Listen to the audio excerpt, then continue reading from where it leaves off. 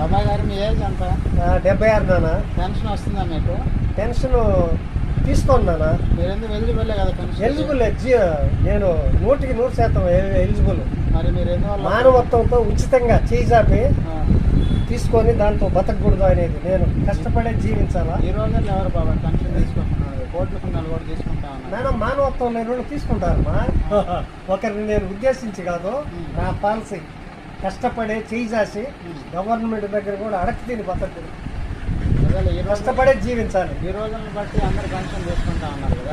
అమ్మా కోట్లు ఉండే వాళ్ళు కూడా దొంగ సర్టిఫికేట్లు భూములు మార్పిడి చేసి తీసుకుంటున్నారు కదా. ఒకరితో మనకెందుకు? నా పాలసీ ఉచితం అనేది చేసి తీసుకొని జీవించకూడదు. అంతే. అవును నాన్న. మనం చేయగలిగితే ఒకరికి అట్లా అనాలా, ఒకరి దగ్గర ఇట్లానే చేసి తీసుకోకూడదు.